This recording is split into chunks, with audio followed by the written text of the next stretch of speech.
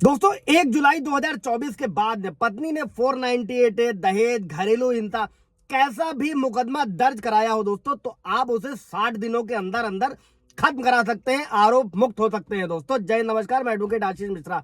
Like कर दीजिएगा, share कर दीजिएगा, सब्सक्राइब कर दीजिएगा ताकि इंफॉर्मेशन और लोगों को मिल सके। दोस्तों शुरुआत से लेकर अंत तक बने रहिएगा ताकि भारतीय न्याय संहिता, भारतीय नागरिक सुरक्षा संहिता, हिंदू मैरिज एक्ट, ये सारे कानूनों को आज हम लोग one by one, step by step समझने वाले हैं। अगर कैसा भी केस है तो आप उसे 60 डेज के अंदर भी खत्म करा सकते हैं। दोस्तों सबसे पहले तो वैवाहिक विवादों में मानसिक उत्पीड़न का जो मुद्दा है, एक चिंता का विषय है और जो दोनों जेंडर्स को परेशान करता है, जबकि ये आमतौर पर माना जाता है कि महिलाएं उत्पीड़न की प्राथमिक शिकार होती हैं, बशर्ते कि पुरुषों को भी अपनी पत्नियों से मानसिक उत्पीड़न का सामना करना पड़ता है। और जो पुरुष अपनी पत्नियों द्वारा मेंटली हैरेस किए जा रहे हैं, शिकार हो रहे हैं दोस्तों, उनके पास भी कई सारे कानूनी विकल्प होते हैं। आज हम लोग भारतीय न्याय संहिता, भारतीय नागरिक सुरक्षा संहिता और कई सारे कानून को समझते हैं। दोस्तों सबसे पहले भारतीय न्याय संहिता की धारा 61।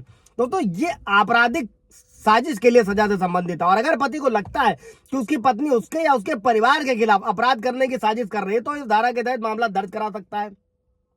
अगली धारा भारतीय न्याय संहिता की धारा 201, इसका बहुत ज्यादा आपके काम आ सकती है। ये धारा तब लागू होता है दोस्तों जब पति को लगता है कि पुलिस अधिकारी उसकी पत्नी के साथ मिलकर उसके खिलाफ झूठी शिकायत दर्ज कर रहे हैं या झूठे दस्तावेज तैयार करने के लिए साठगांठ कर रहे हैं दोस्तों, और जो अधिकतर होता है। और इस धारा के तहत लोक सेवकों द्वारा कदाचार का आरोप लगाते हुए मामला दर्ज कराया जा सकता है। दोस्तों अगली धारा दोस्तों भारतीय न्याय संहिता की धारा 217, अगर पति को लगता है कि पत्नी उसके खिलाफ अपनी कानूनी शक्ति का इस्तेमाल करने के इरादे से किसी लोक सेवक को गलत जानकारी दे रही है, झूठी सूचना दे रही है, तो इस धारा के तहत लोक सेवक को किसी अन्य व्यक्ति को चोट पहुंचाने के इरादे से गलत जानकारी देने के लिए मामला दर्ज कराया जा सकता है। दोस्तों कोई सवाल जवाब होगा इन धाराओं से रिलेटेड तो पूछ लीजिएगा।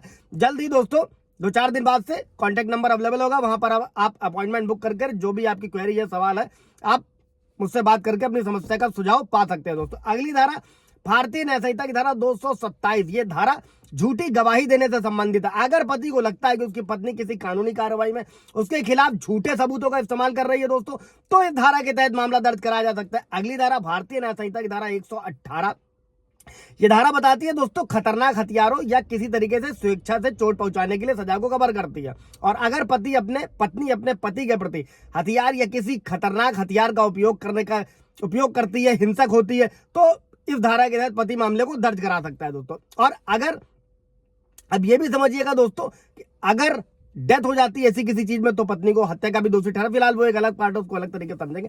इसके बाद जो अगली धारा का इस्तेमाल पत्नी के खिलाफ किया जा सकता है, भारतीय न्याय संहिता की धारा 351, ये आपराधिक धमकी से संबंधित है, जो अमूमन होता है अगर पति को लगता है कि उसकी पत्नी या उसके परिवार वालों को डराने के लिए धमकियां दे रही है, तो इस धारा के तहत आपराधिक धमकी का मामला दर्ज कराया जा सकता है। अब और कानूनी प्रावधान क्या है, भारतीय नागरिक सुरक्षा संहिता की धारा 250। दोस्तों ये धारा झूठे आरोपों के खिलाफ सुरक्षा प्रदान करती है। अगर किसी व्यक्ति को लगता है कि उसके खिलाफ बेबुनियाद शिकायत दर्ज की गई है, पत्नी ने झूठे मुकदमे दर्ज कराए, तो इस धारा के तहत आरोपों को खारिज करने की मांग कर सकता है।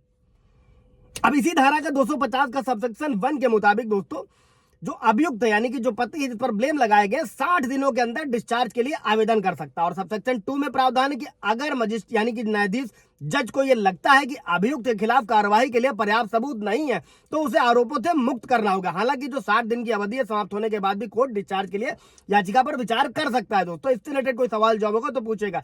इसके बाद हिंदू मैरिज एक्ट की धारा 13, ये धारा दोस्तों क्रूरता के आधार पर तलाक की अनुमति देती है, जिसमें मानसिक उत्पीड़न भी शामिल है। एक पति अपनी पत्नी द्वारा मानसिक क्रूरता का हवाला देते हुए तलाक की याचिका दायर कर सकता है।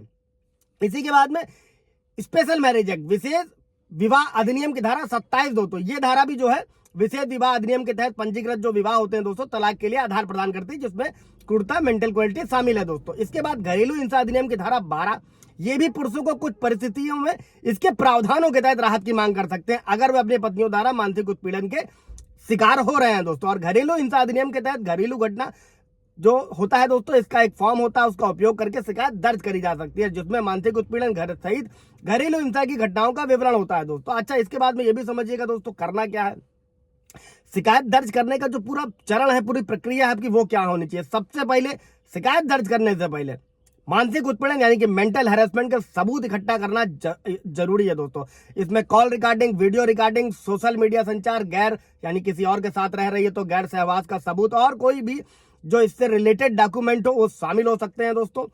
रिकॉर्डिंग मान्य है नहीं मान्य है, मैं वीडियो बना चुका हूं दोस्तों, उस पर आप जाकर देख लीजिएगा, पूरा आपका क्लियर हो जाएगा। फिलहाल वीडियो रिकॉर्डिंग मान्य होती है दोस्तों। और एफआईआर दर्ज करें, इसके बाद में क्या करें, सबसे पहले जो निकटतम थाना वहां पर एफआईआर दर्ज करें और उसमें उत्पीड़न की सभी घटनाओं को बताया जाए जिसमें दर्ज की जा रही है शिकायत दोस्तों। और अगर मामला इसके बाद में क्या कर सकते हो, तो एफआईआर के बाद भी सुनवाई नहीं हो रही है तो आप उच्च अधिकारी यानी एसपी के पास शिकायत दर्ज करा सकते हैं। इसके अलावा हाई कोर्ट में रिट याचिका, मैंडेमस रिट, परमादेश रिट, अगर आपकी कहीं से भी सुनवाई नहीं हो रही है, केस सालों साल चल रहा है, आपके पास कोई विकल्प नहीं बचा है, तो आप हाई कोर्ट में मैंडेमस रिट दाखिल कर सकते हैं। इस पर पूरा मैं ब्रीफ वीडियो बनाने वाला हूं, 1-2 दिन बाद अपलोड होगा, वो जाकर आप देख लीजिएगा दोस्तों। और अगर मामला कोर्ट में जाता है तो कानूनी कार्रवाई में सहयोग करना, सबूत पेश करना और कोर्ट के निर्देशों का पालन करना आवश्यक होता है दोस्तों। और कोर्ट में मानसिक उत्पीड़न साबित करना चूंकि एक चुनौतीपूर्ण काम हो सकता है दोस्तों, क्योंकि इसमें अक्सर क्या होता है कि फिजिकल एविडेंस का अभाव होता है। इसके लिए जो भी परिस्थितियों का एविडेंस है, गवाहों की गवाही है दोस्तों, और जो अपमानजनक व्यवहार किया जा रहा है उसके पूरे दस्तावेज और उसकी प्रस्तुति जरूरी होती है। और जो एविडेंस की विश्वसनीयता होती है दोस्तों, वो जो पीड़ित होता है उसके बयानों की एकरूपता जब हो जाती है तो ये सारे नतीजे एक महत्वपूर्ण भूमिका निभाते हैं दोस्तों। ये थी पूरी प्रक्रिया, ये थे पूरे कानून। कोई सवाल जवाब होगा दोस्तों पूछेगा। Thank you.